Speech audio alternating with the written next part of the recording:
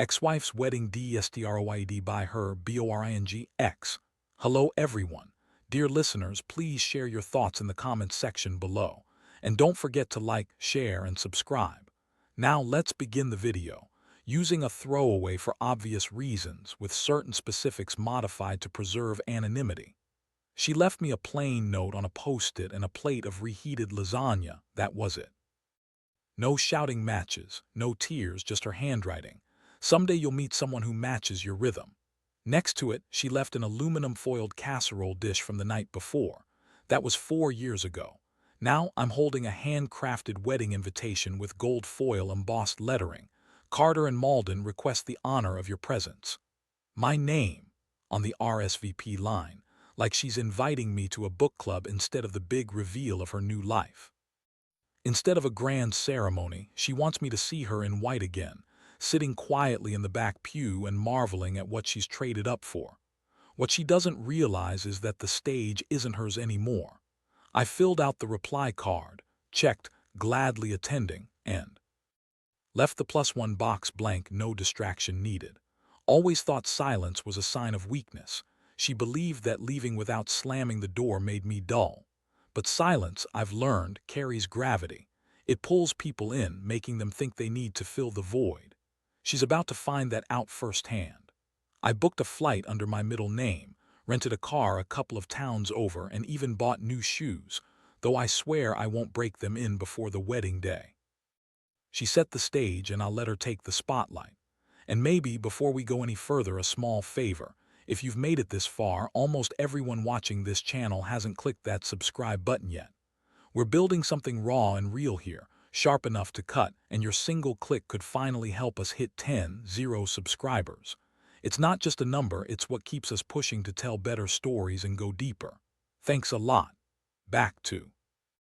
It's kind of funny. She always hated how I folded my shirts, said I was obsessed with neatness. But she left in a rush that day and never noticed the little things she left behind. The storage unit key hidden in her old jewelry box, the ledger I moved to the garage, the backup drives labeled 2012 taxes that weren't taxes at all. That key was the first step. The second, a name. Malden, young and ambitious, founder of some tech startup selling empathy tracking software to HR departments.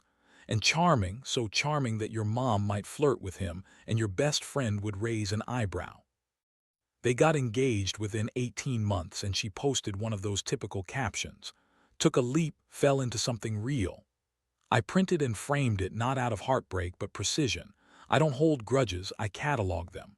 What didn't know, and probably still doesn't, is that her groom's father and I once sat across from each other in a federal courtroom. Same suits, dead silence. I remember how he looked down when the verdict was read, the little twitch in his jaw, that moment when he realized he'd been caught. Now he's walking his son down the aisle. I arrived 2 days early. Small town, historic brick church with ivy creeping up the walls. I drive past the place once, then again. No one notices. Wouldn't expect me to show up. She probably sent that invite hopping I'd ignore it, or maybe she wanted me to come crawling back, filled with regret. Either way, she miscalculated. I check into a motel on the 2nd floor, no view, so I pull the curtains tight. I iron my shirt, lay out a sealed envelope I stashed inside my jacket lining, a copy of the very document her soon-to-be father-in-law never expected to see again. Signed, notarized, forgotten by most but not me. I sleep like a soldier on reconnaissance, shallow but ready. Morning arrives slow. I dress deliberately.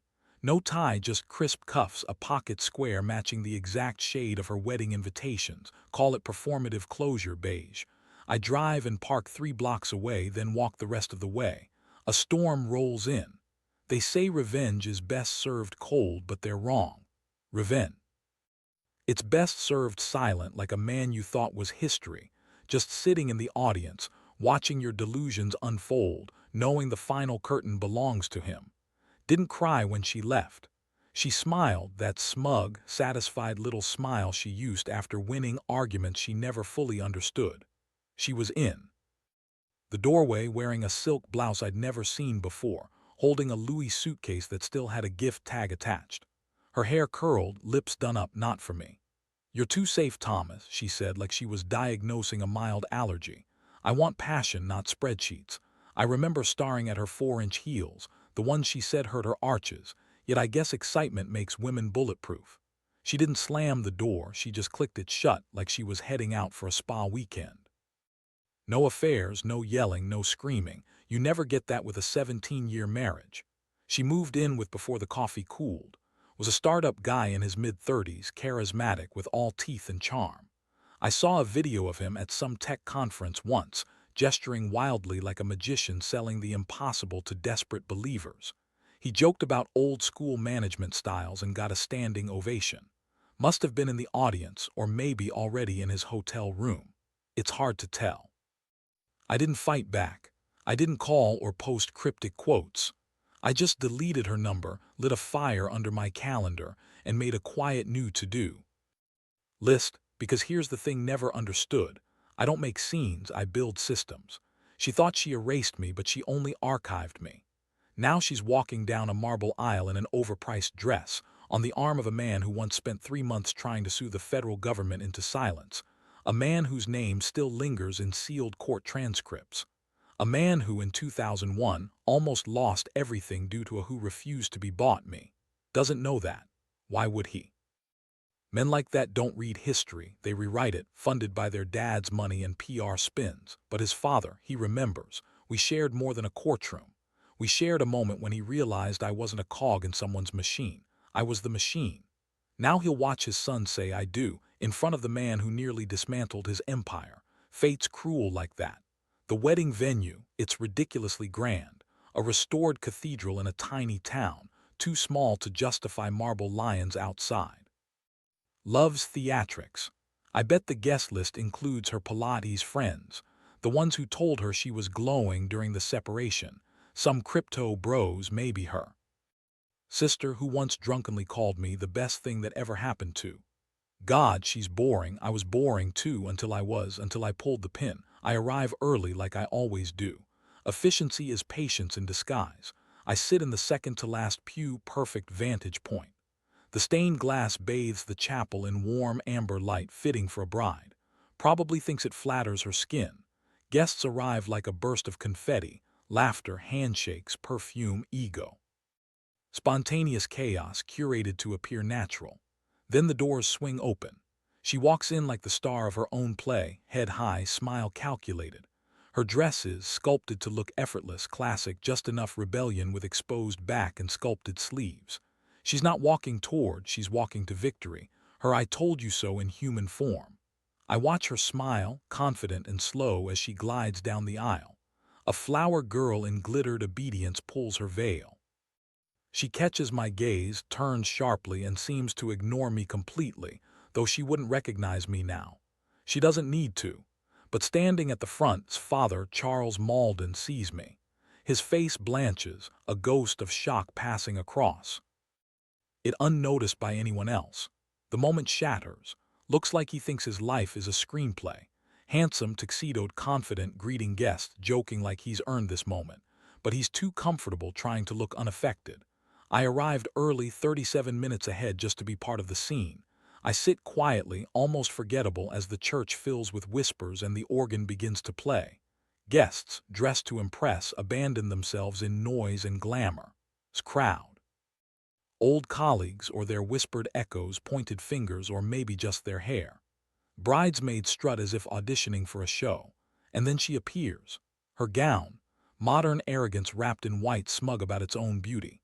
Her sleeves sculpted, back exposed just enough. She's not walking to, she's walking toward victory, her "I told you so" incarnate. She glides with confidence, a slow, deliberate march that pays homage to every boast, every fantasy of wedding perfection she ever had. She looks right past me, not even hesitating as she shifts her gaze to the guests. Of course, she doesn't recognize me, that version of me is gone now. But Charles sees me. His face freezes, the same withered look he wore in court, as if he's realized he's been caught again decades later. He's seated front row next to some woman, probably a second wife or maybe a paid assistant. Doesn't matter. What matters is that his eyes lock onto mine and he's stunned. I see it, the twitch at the corner of his mouth, the subtle tremor of his fingers grasping the program as if holding on could erase the past. He knows me. He remembers the courtroom, remembers the engineer who said no deal to his legal team. It all hits him like shrapnel. His expression flickers familiar, frozen in place. Turns, noticing the tension. He whispers something to his father, and Charles, without a word, snatches the envelope from my hand as if it carries explosives. Looks on confused and up the aisle asks, "What's going on?" No one responds. The organist hesitates, then stalls. The guests turn slowly, one by one, toward me, the stranger in the cheap pew, the ghost in the background. Voice, a bit uncertain, calls out, "Thomas, what did you do?" But I don't speak. I just stand silent as finally, slowly walks toward me, shoes echoing on the polished floor. His eyes are tense, body stiff, trying to remain upright on a sinking ship. He's about 3 feet away now. "Not quite a question," he says, "not yet a statement." I meet his eyes with a calm, steady gaze. "Yes," I reply, "but your father knows." I hold out the envelope again. Same wax seal, same slow gravity. "You might want to open this privately, then decide if today's still your day." Looks at his father, who's already storming ahead. Charles, the same man who once buried the truth under layers of silence, weapons drawn, snatches the envelope. No words, just a glance that says he remembers. He tears it open right there, no discretion. His face drains of color, pupils shrink, veins pulse on his forehead like a countdown clock. When he's done, he hands the papers to slow, reverent like they're a detonator, reads silently. Then he looks at, still frozen like a statue. Without raising his voice, he says, "Sit down," and the room goes deadly quiet. Is trembling just subtly. His shoulders tight, hands clenched. He looks out at the crowd of friends, colleagues, and investors. Everyone who'd once celebrated his success now watches him. Like they're witnesses to a crime, he clears his throat. The priest shifts nervously. "Shall we continue?" he asks. "No," says, "we're not getting married today." The words cut the air, lethal, gasps, an honest outburst, not the rehearsed theatrical stuff she's used to. A real one. She breathes as if thrown from a mirror, her voice sharp with disbelief. "What?" she says, stepping forward, but raises a hand. "Whatever this is," he says, "we can fix it." She stops, the crowd murmurs. An excited bridesmaid lets out a nervous giggle, then stops. Nobody laughs. The organist halts. I don't say a word. I turn calmly and walk down the aisle as if the ceremony over, because it is. Voice calls after me, "Thomas, what the hell did you do?" But I don't look back. I just walk freely to the back doors. I pause once to glance at the altar, the place she thought she built her fantasy. Her final act of victory, her conquest, crumbles in silence. Outside, the cool air hits me like an accomplice. Then footsteps arrive. I don't turn. I already know Charles Malden's behind me, hands in his coat pockets, clutching that envelope like a verdict. "You never forgot," he says, voice low, not mocking, not angry, just exhausted. A tired man who knows that the past doesn't fade, only measures you. I turn to him. "No," I reply, "but I forgave. That's why I came." His eyes are wet but steady. To destroy them, I shake my head. To close the book, I do just that, and honestly, that's what it was. Not revenge, not rage. I didn't come to gloat or cause a scene or make some grand statement. I came to turn the last page on a story that started when told me I was too safe. She missed patience, kindness, nuance. She thought the world belonged to loud, quick, bright people, the ones who shout loudest and move fastest. But true power, it's knowing when to speak and when to vanish. So I left. I didn't look back, didn't wait for applause. As the church doors closed behind me, sealing the wreckage inside, I knew this wasn't my mess anymore. It was never really mine. By Monday's wedding was a cautionary tale, wrapped in designer lace. The first article. Local blog called "Runaway Groom at Whispering Pines," the wedding that wasn't. Just blurry photos, anonymous quotes, and rumors. But within 2 days, the story exploded. An investor pulled out of his next funding round. A luxury vendor posted a now-deleted tick rant.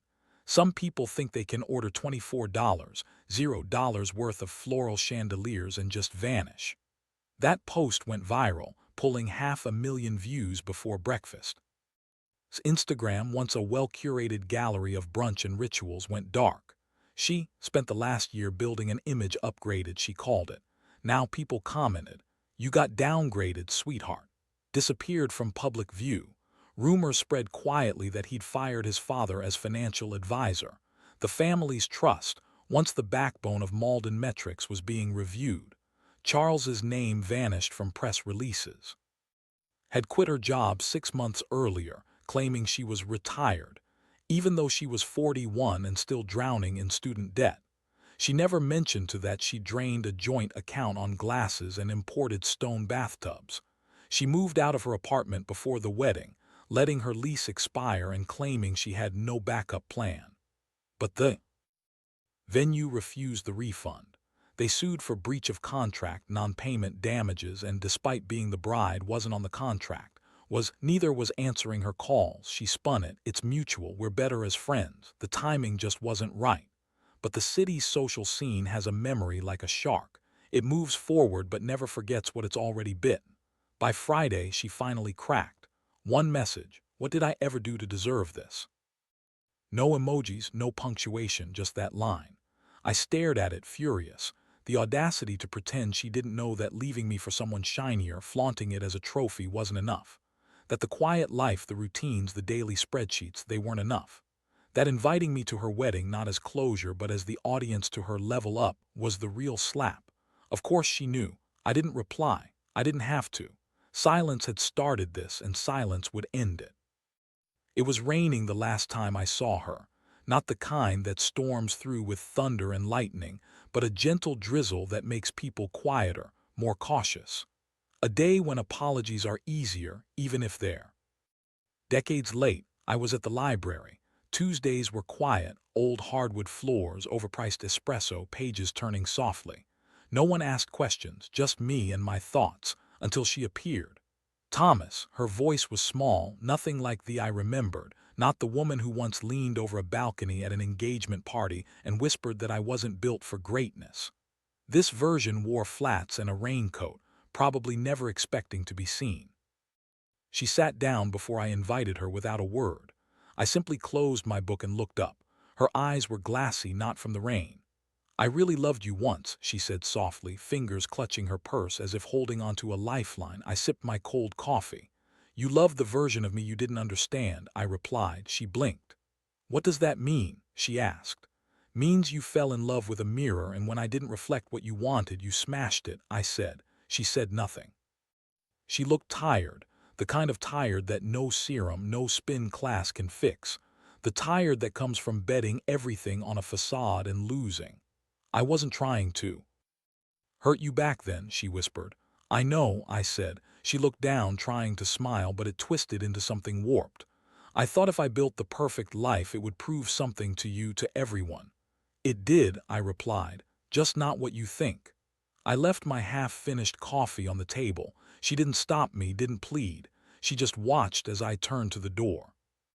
Looking out the window, I saw her reflection, small, watching me leave, as if she believed this was how her story would end differently. But I never saw her again, because I didn't need to yell or rage or tear things apart. She ended my story once with a smirk and a suitcase. I ended hers with silence.